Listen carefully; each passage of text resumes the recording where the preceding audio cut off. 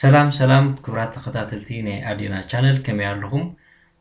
ኣብዘለኹም ሰላም እንጥዕናን ክኾነልኩም ሙሉእ ምንዮተይ እዩ የሬታ ምናልባት ኣብ ቀዳም ወይ ሰንበት ያክታኣቱ ነይርዋ ምናልባት ቁርብ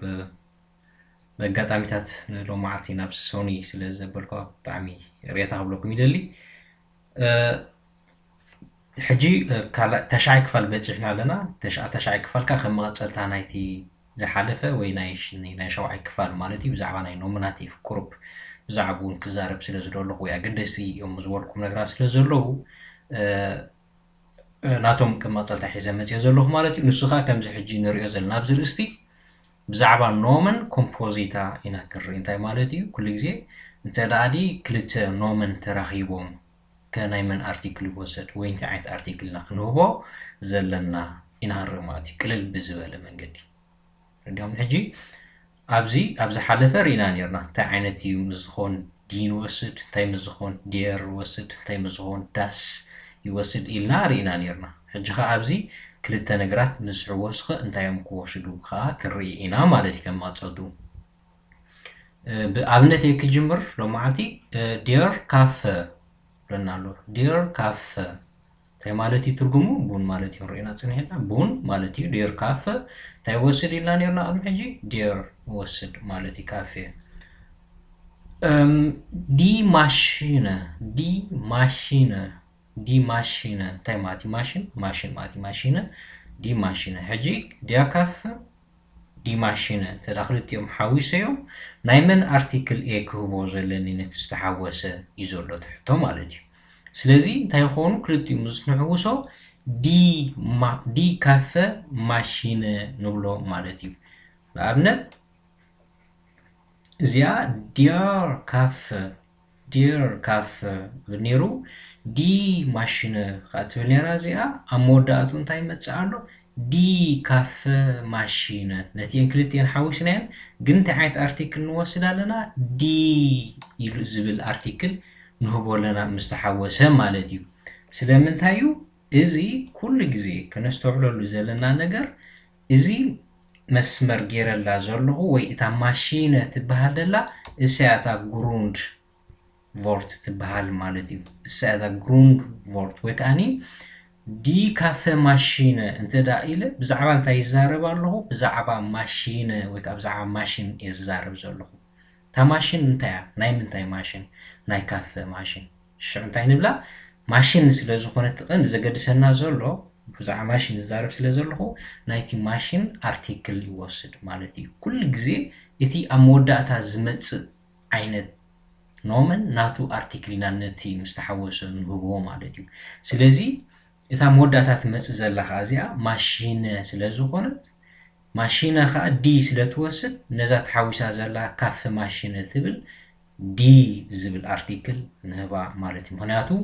እሳ እቲያ ግሩንድ ቮርት ወይ ከዓ እቲ መሰረት ስለ ዝኾነት ማለት እዩ መሰረት ክንብል ከለና ብዛዕባ ማሽን ንዛረባላ እንታይ ዓይነት ማሽን እያ ናይ ካፈ ማሽን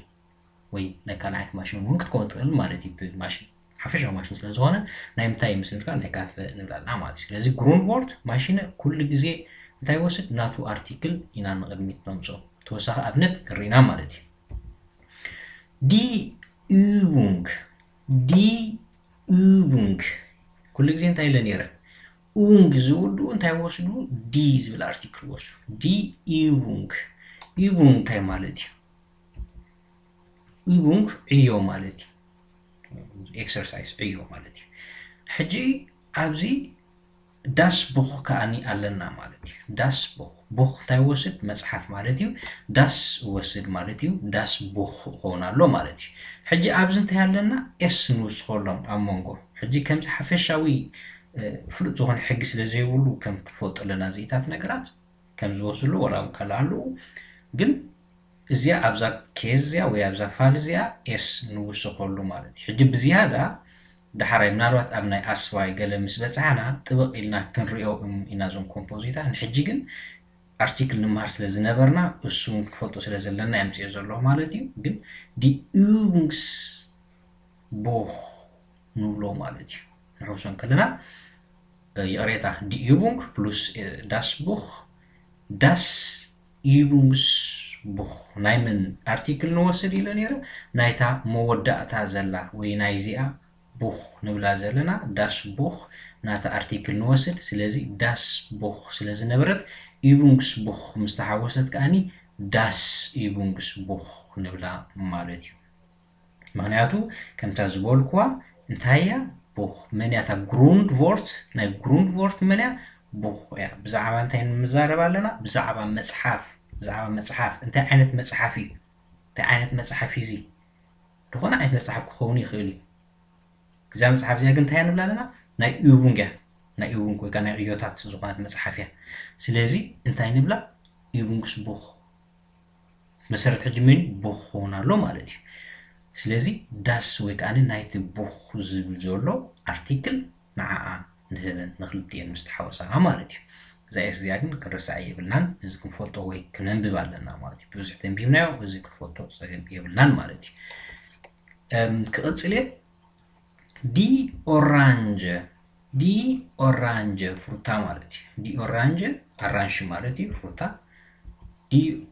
أورانج زافت ديار زافت هجي زافت انتاي مالتي ጽማቅ ማለት እዩ ስለዚ ዲያር ዛፍት ይወስድ ኣብዚ ተዳሓዊስናዮ ኸ ናይ ምን ኣርቲክል ክወስድ ከም ተቀዲመ ዝበልኩ ናይቲ ዳሕረዋይ ዘሎ ኣርቲክል ናይ ዛፍት ይወስድ እንታይ ኣርቲክል ማለት እዩ እዚ ዲር ዝብል ዘሎ ኣርቲክል ይወስድ ማለት እዩ ዲር ኦራንጀን ዛፍት ሕጂ እዚ ኦራንጀን ዛፍት ኤን ንውስ ተኸላለና ማለት እዩ ሕጂ ቁርብ ፍሊዝ ወላ ሓግታት ኣለዋ ግን ክፈወጠለና ማለት እዩ ዳያ ኦራንጀን ዛፍት ኦር ዲር ስለዝወስድ ምስተሓወሳ ዲር ኦራንጀን ዛፍት ናይቲ መወዳእታ ዘሎ ኖመን ናቱ ኣርቲክል ንበለና ማለት እዩ ምክንያቱ ከም ተቀዲሙ ዝበልኩ እዚ ዛፍት ይብላ ኣለኹ ናይ ምንታይ ዛፍት እዩ ናይ ባናን ዛፍት ድዩ ወላስ ናይ ኣፕል ድዩ ወላስ ናይ ድኾነ ነገር ማለት ናይ መን እዩ ዛፍት ኢልካ ኣይኣክልን ዛፍት ኣጽማቕ እዩ ኦኬ ግን ናይ ምንታይ ናይ ኦራንጅ ስለዚ ዛፍት ብዛዕባ ዛፍት ተገዲሰ ዛረብ ስለ ዘሎ ብዛዕባ ዛፍት ስለ ዝኾነ ኣርቲክል ናቱ ዲያ ዛፍት ይብል ኣብዛ ፋልዚያ ዲያ ኦራንጅን ዛፍት ብዘይ ገድስ እንታይ ዓይነት እዩ ዝኽመጽእ እንታይ ዓይነት እዩ ዝኽመጽእ እዩ ኣይገድሰኒ ናቱ ኣርቲክል ታይ ወስድ ናይ ዝቀዳማይ ኣይገድሰኒ ናይቲ ዳሕረዋይ ዘሎ ጥራይ ክፈልጥ ዝግባእኒ ናቱ ፈሊጠ ሽዑ ናብዚ ኮፍ ኣብላ ማለት እዩ ብቕድሚት ጽምቕ ከም የብላኒ ሕጂ ናይ ኣራንሺ ጽማቕ ማለት እዩ ዳስኪንድ ማለት ቆልዓ ማለት እዩ ፎቴና ዲያ ጋርተን ማለት ድማ እንታይ ማለት እዩ ጀርዲን ማለት እዩ ከም ቃል በቃሉ ኾን ከሎ ጀርዲን ማለት እዩ ወልሓንቲ ቃል ትርጉም ጀርዲን ማለት እዩ ኣብዚ ግን ምስተሓወሰ እንታይ ክኾን ኪንደርጋርተን መዋዕለ ህፃናት ወይ ከዓ ትምህርቲ ናይ ቆልዑት ወይ ናይ ህፃናት ማለት እዩ ሓፈሻዊ ትርጉሙ ኣብዚ ምናልባት ምስ ትግርኛ ስለ ፓስ ክገብር ዘይክእል ክንብሎ ኢና ግን ሓፈሻዊ ዲያ ኪንደርጋርተን ተዳኢለ መዋዕለ ህፃናት ወይ ከዓ መምሃር ናይ ህፃናት ማለት እዩ ኪንደርጋርተን ኣብዚ ክንሪኦ ከለና ዳስኪንድ ነይሩ ዲያ ጋርተን ነይሩ ክልቲኡ ምስተሓወሰ ብዛዕባ ጋርተን ዛረብ ስለ ዘለኹ ኣርቲክል ናይ ጋርተን ክወስድ ዲያ ኪንደርጋርተን ምናልባት ኮመንት ፅሒፍኩምሎ ነርኩም ዲያ ትብሎ ኣለካ ኢልኩምኒ ከም ዲር እቲ ኣር ስለዘየር ሙፅኢ በር ቀንዲ ናቡ ዲር እዩ ዝበሃል ማለት እዩ ዲር ሶ ዲያ ኪንደርጋርተን ንብሎ ማለት እዩ ኣብዚ ከዓ ኤር ንውስሆ ኣለና ኪንደር ፕሉራል ኾኑ ኪንደር ኤር ንውስሆሉ ኣብዚ ክንሕውሶን ከለና ማለት እዩ ዳስ ኪንደርጋርተን የሬታ ዲያ ኪንደርጋርተን ንብሎ ናይ ጋርተን ኣርቲክል ንህቦ ማለት እዩ ክቕፅል ብምቕፃል ብዛዕባ ቨርብ ፕሉስ ኖምን ቨርብን ኖምን ሓዊስና እውን ሓደ ኖምን ክንፈጥር ንኽእል ኢና ማለት እዩ ኣብ ናይ ጀርመን ቋንቋ ከመይ ጌርና ንኣብነት ኣብዚ ምፅእ ኣለኹ ሽላፍን እንታይ ማለት እዩ ሽላፍን ማለት ትርጉሙ እንታይ ማለት እዩ ምድቃስ ማለት እዩ ምድቃስ ቨርብ እዩ ኣብዚ ሕጂ ብንእሽተይ ተፃሒፋ ኣላ እታ ኤስ ንሪኣ ኣለና እዛ ኤስ እዚኣ ብንእሽተይ ተፃሒፋ ኣላ ብዓብዪ ኩነት ኖመን ስለዘይኮነ እዚ ሽላፍን ኤስ ብንእሽተይ ጥራይ ተፃሒፋ ኣላ ማለት እዩ ኣብዚ ዲ ታብሌተስ ኖመን ስለ ዝኾነ ኣርቲክል ሂበዮ ኣለኹ ፕሉስ ብዓቢ ተጻሒፉሎ እቲ ምክንያቱ ኖመን ኩሉ ግዜ ብዓቢኦም ዝጽሓፉ ብዘይገድስ ኣብ ቅድሚት ድዮም ዘለዉ ኣብ ድሕሪት ብዘይገድስ ኩሉ ግዜ ኣብ ናይ ጀርመን ቋንቋ ማለት እዩ ስለዚ እዚኦም ክልቲኦም ዝሕወሱ ድማ ናይ መን ኣርቲክል ንወስድ ኢልና ነርና ኩሉ ግዜ ናይቲ መወዳእታ ዝመጽእ ምክንያቱ እሱ እቲ ግሩንድ ቮርት ዝበሃሉ ዘሎ ግሩንድ ቮርት መን እዩ እቲ መወዳእታ ዘሎ ምክንያቱ ታብሌተ ሽላፍ ዲ ሽላፍ ታብሌተ ዲ ስለ ዝወስድ ኢለ ፀኒሐ ሳይኾን ዲ ሽላፍ ታብሌተ ምክንያቱ ታብሌተ እዛ ናይ ምንታይ ታብሌት እዩ ናይ ሽላፍ ታብሌት ድዩ ወላ ናይ ዝተፈላለዩ ዓይነት ሕማም ታብሌት ድዩ ናይ ምንታይ ብዛዕባ እቲ ቀንዲ ሓሳብ መንታይ ብዛዕባ እንታይ ዘሎ ትርእስቲ ማለት እዩ ብዛዕባ ታብሌተን ጂ ብዛዕባ ታብሌተን እንተደኣ ኮይኑ እንታይ ዓይነት ታብሌተን ብዛዕባ ሽላፍ ኢልካ ሸይ ትፈልዮ ግን እቲ ቀንዲ እሱ ስለ ዝኾነ ታብሌት ናቱ አርቲክል ዲ ዝብል ንህቦ ማለት ዲ ሽላፍ ታብሌት ንብሎ ማለት እዩ ሽላፍን ምድቃሲ ዲ ታብሌትን ከኒና ማለት እዩ ዲ ሽላፍ ታብሌት ተለኸኣኒ መደቀሲ ከኒና ማለት ትኸውን ሽዑ ትርጉሙ ማለት እዩ ምስተሓወሰ ብድሕሪ ናይ ቫርተን ከዓ እንታይ እዩ ቨርብ እዩ ቫርተን ምጽባይ ማለት እዩ ትርጉሙ ቫርተን ፕሉስ ዳስ ሲመር እንታይ ማለት እዩ ክፍሊ ማለት እዩ ክፍሊ ገዛ ወይ ክፍሊ ማለት እዩ ሕጂ ክልቲኡ እንተዳሓዊስናዮ ኩሉ ግዜ ናይቲ ዳሕረዋይ ዝመጽእ ኢልና ነርና ዳስ ቫርተ ሲመር ናይቲ ሲመር አርቲክል ንህቦ ማለት እዩ ኣብዚ ከነስተውዕለሉ ዘለና እንታይ ኢልና ነርና ኣብዚ ሽላፍ ታብሌትን ኢኤን ኣጥፊናያ ነርና ኣብዚ ማለት እዩ ኣብ ቫርተን ግን እንታይ ይኾን ኣሎ ኢኤን ዘይኮነ ኤን ጥራሕ ኣጥፊናያ ኣለና ዳስ ቫርተ ሲመር ይኸውን ኣሎ ማለት እዩ ሕጂ ኣቐዲምና ርኢናያ ነርና ኢና ኩሎም ብቲ ዝውድኡ ብዲ ዝውድኡ ገለ እንታይ ንክኾኑ እቲ ኤን ጥራሕና ነጥፎም ኢልና ነርና ማለት እዩ ኣብቲ ናይ ኖሚናቲቭ ክንዛረብ ከለና ቶም ፐርሶናል ፕሮኖመን ክንዛረብ ከለና ማለት እዩ ንኣብነት ich arbeite du arbeitest እዩ ዝኸውን ተስት ንሽትስት ዝንርን ተስት ንውስኸሉ ኢና ኢልና ነርና ልክዕ እዚኣ ኸ ከማያ ቫርተን ስለ ዝነበረት ዳስ ቫርት ሲመር አይብልኒ ተዳ ዳስ ቫርተ ሲመር ሆን ማለት እዩ መጸበይ ክፍሊ ማለት እዩ ቫሽን ከዓ ምሕጻብ ማለት እዩ ትርጉሙ ምሕጻብ ማለት እዩ ምሕጻብ ቫሽን ፕሉስ ዲ ማሽነ ኣብ ምሕጅሪና ነርና ክልቲኡ ምስ ንሕውሶ ከዓ ዳስ ሬታ ዲ ቫሽ ማሽነ ናይ ማሽነ አርቲክል ንህቦ እቲ ቫሽን ዝነበረ ከዓኒ ቫሽ ጥራሕ ንገብሮቲ ኢኤን ነጥፎ ልክዕ ከም ናይ ሽላፈን ንገበርናዮ ማለት እዩ ሕጂ ብዚ እንታይ ነስተውዕል ኣለና እቲ ቨርብ ኣብዚ ቨርብ ክኾኑ ከሎ ብንእሽተይ ይፀሓፉ ነይሮም ኩሎም ኤስ ቪቪ እንታይ ይፀሓፉ ነይሮም ብንእሽተይ ኣብዚ ግን ናብ ኖመን ክንቅይሮም ከለና ኩሉ ግዜ ኖመን መጀመርታ ፊደል ኩሉ ግዜ ብዓቢ ትፀሓፍ ኢልና ስለዚ ኤስ እንታይ ንገብሮ ብዓቢ ንገብሮ ቪ ብዓቢ ንገብሮ ኖመን ኩሉ ግዜ ብዓቢ እዮም ዝጅምሩ ማለት እዩ ስለዚ እዚኦም ድሕሪት ዘለዉ ከዓ እንታይ እዮም ኩሎም ኢልና ነርና ግሩንድ ቮርት እዮም ማለት እዩ ክቐጽለ ብድሕሪ ኣጀክቲቭ ከዓ ኣለውና ኣጀክቲቭ ምስ ኖመን ጌርና እውን ሓደ ኖመን ክንፈጥር ንኽእል ኢና ማለት እዩ ሓደ ስያመ ኖመን ስያመ ኣቐዲሙ ስለ ዝገለጽኩ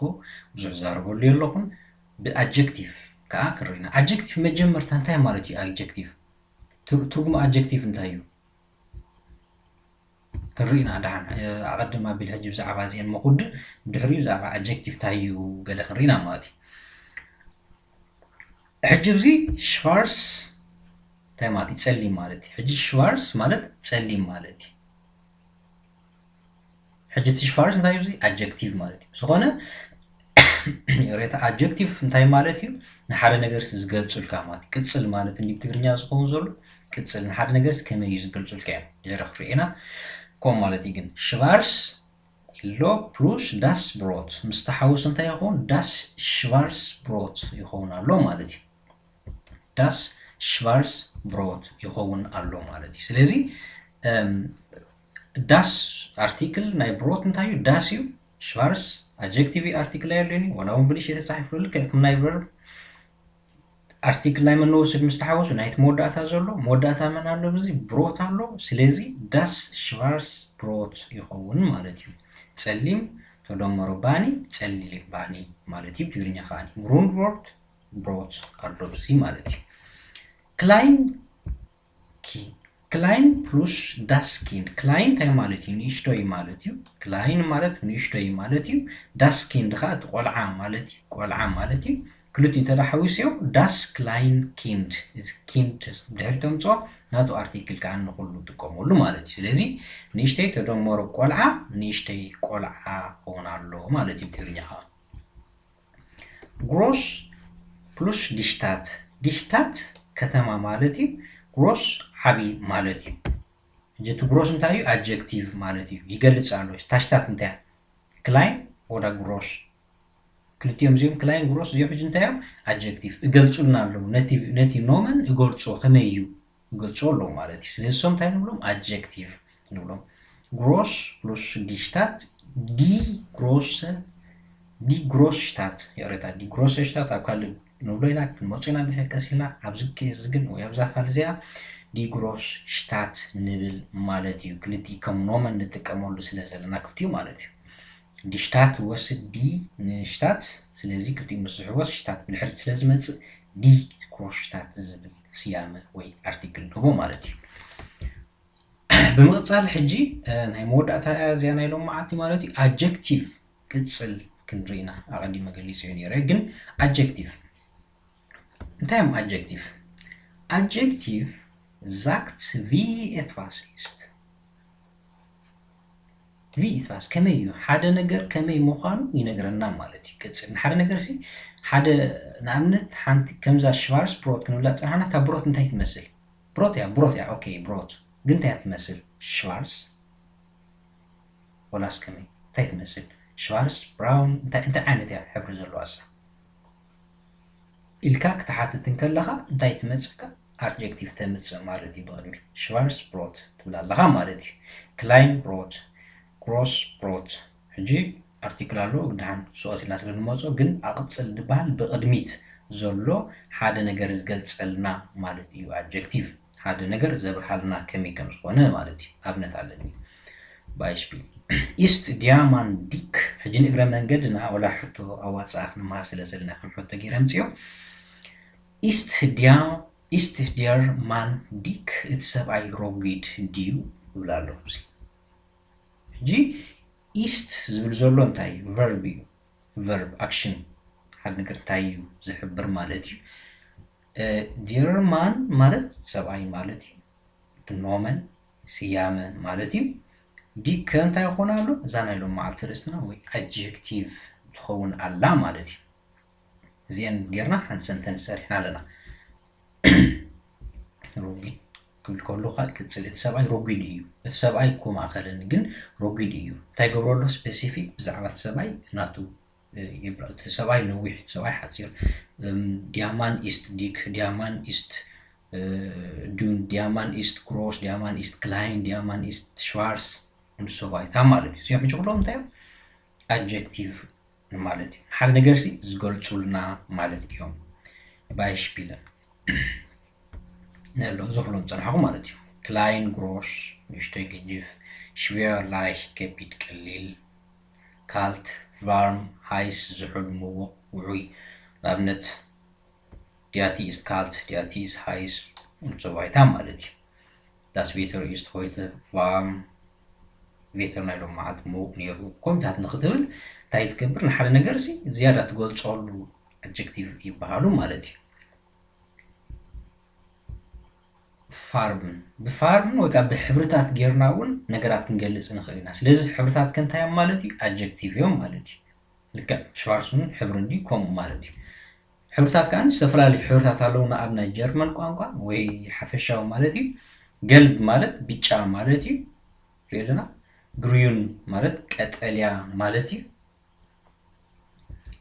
ብላው ማለት ከዓኒ ሰማያዊ ማለት እዩ ቫዮሌት ማለት ወይ ከዓ ሊላ እውን ክንብሎ ንኽእል ኢና ብትግርኛ እውን ሊላ ኢና ንብሎ ሮት ማለት ከዓ ቀይሕ ማለት እዩ ኦራንጅ ማለት ከዓኒ ኣራንሾኒ ማለት ይትሕብሩ ማለት ስለዚ በዚ ጌርናውን ድኾነ ነገር ክን ስያመታት ወይ adjective ጌርና ንሓደ ስያመ ክንገልጾ ንኽእል ኢና ማለት እዩ ረዲኹምኒ እሻብ ኣይንስ ናምታይ ኩን ኣይ እሻብ ኣይን ገልበስ ኣውቶ ሕጂ ለምታይ ኣይን ገልበስ ኣውቶ ብላለኹ ገለ ክንመጽና ንጽል ጽንሕና ግን ከምብላ ብዛዕባ ኣውቶ ዛረብ ከላ ዳስ ገልበ ኣውቶ ትብልና ኣብነት ዳስ ሽዋርሰ ኣውቶ ዲ ሽዋርሰ ያክል ዲ ሽዋርሰ ሆዘ zum Beispiel ማለት እዩ ስለዚ ከም ጌርና ስያመ ነቲ ስያመ ዝያዳ ንገልጾ ኣለና ማለት እዩ ብዛዕባ ዞም ስለምታይ ዲ das schwarze Auto ንብል ሽዋርሰ በርስ ኣይንብልን das schwarze Auto ስለምታይ ንብል ገለኻ ንመጽእ ዘሎ ግዜ ሕዚኦም መጽእ ግን ኩሉ ግዜ adjective ታይም ኢልና ማለትና ንሓደ ኖመን ይገልጹልና ማለት እዩ ስለዚ ናይ ሎም መዓልቲ ዝበልኩን ትምህርቲ እዚአን ነይረን ቁርብ ሓጊሰናኩም ኩና ተስፋ ገብር ንዝመጽእ ግዜ ወይ ከዓ ንዝመጽእ ዘሎ ሶም ነዘን ክሳብ ቀዳም ማለት እዩ ዘን ሕቶታት እዚአን ሰሪሕኩመን ተኻይሉ ኣብ ኮመንት ተጽሕፉን ጽቡቕ ነይሩ መልስታት ማለት እዩ ዝያዳ ብራእና ከመይ ሰብ ከታተል ከም ዘሎ መረንታ ሽዑ ኣብቲ ዝመጽእ ዘሎ መደብ ከም መእተዊ ንዓን መሊሰ ናብቲ ናተይ ፕሮግራም ናብቲ ናይ ሽዑ መዓልቲ ፕሮግራም ከኣትዮ ማለት እዩ ስለዚ ኩላትኩም ኣብ ዘለኹም ቁርብ ፍትን ክትብሉ ደስ ይብለኒ ማለት እዩ ስለዚ ከም ኣብነት ሃውስ ክላይን ኢለ ክህበኩም ክልተ ሕቶታት ከም ሕቶ ማለት እዩ ንኣብነት ኣብ ዘለዋ ልክዕ ፍራገ ብላ ኣለኹ ሕቶ ትግርኛ ተርጉመልኩም ኣለኹ ሃውስ ክላይን አላ ኣብዚ ሽዑ እንታይ ኮይና መወዳእታ እንታይ ገይርያታ መልሳ ማለት እዩ እዚኣ ከም ኣብነት እንደምፅያ ዘለኹ እዚኣ ሃውስ ክላይን ገይርያ ነይር እዛ ክላይን እንታይ adjective ሃውስ ከንታይ ኖመን እዩ verb ገይረስ adjective እዚ verb und article ናታ ገይረ ሓንቲ ሕቶ ሰሪሕ ኣለኹ ማለት እዩ ስለዚ ዘናብ ዘለዋ ልክዕ ከም ኣኽት ጎርዋ ኤደልየ ዘለኹ ማለት እዩ ካልኡና ኣለዋኒ እዚአን ኩለን እዚአን ካብ ኣብዚ ዲ ኣጋጣሚ ደስ ዘለኹ A B C D E F G ኮኔሮ ብዝኾነ ሰ ኣይገድስኒ ኣብዚ ኢስት ዳስ ሃውስ ክላይን ኢለ መልሲ መሊስ ኣለኹ ማለት እዩ ስለዚ ዘን ካልኦት ከዓ ልክዕ ከም ኣገይርኩም መልስዎን ኣብ ኮመንት ትጽሕፉን ጽቡቕ ነይሩ ማለት እዩ ሃውስ ክላይን ልክዕ ከምዛ ፍራገ ሽቢርሕ ኢልያ ዘለኹ ሃውስ ክላይን ነራ ኢስት ዳስ ሃውስ ክላይን መልሲ ትኾን ኣላ ማለት እዩ ሕቶኒ ግን ታመስና ኣነ ደልዮ ዘለኹ መልሲ ልክዕ ከምዚ ኣገይርኩም መሊስኩም ኣብ ኮመንት ክትጽሕፍዎ ወይ ድማ ባዕሎም ኣብ ገዛኹም ቆረድዩ ገለ ጽሕሪሖም መጽንሑ ንዝመጽእ ሰሙን ከዓ ከም ጌርና ሰርሓ ስለ ዝኾና ሽዑ ተወዳድሮ ትኽእሉ ማለት እዩ ስለዚ ከም ዘልኩም እዚአን ሓደራ ስርሕወን ወላ እውን ማዕረ ክንደይ ትከታተሎም ዘለኹም ክፈልጥ ስለ ዘለኹ ንሎም መዓልቲ ዝበልኩ ኣርእስቲ እዚ እዩ ነይሩ ምናልባት ጽቡቕ ሓጊዝኩም ክኸውን ተስፋ ይገብር ብሓቂ ሕጂ እውን ደጊመ ብጣዕሚ ከመስግነኩም ይደሊ ኮመንት ሼር ሳብስክራይብ ብምግባር ተታብዑና ኣለኹም ወላ እውን ኢንቦክስ ብምግባር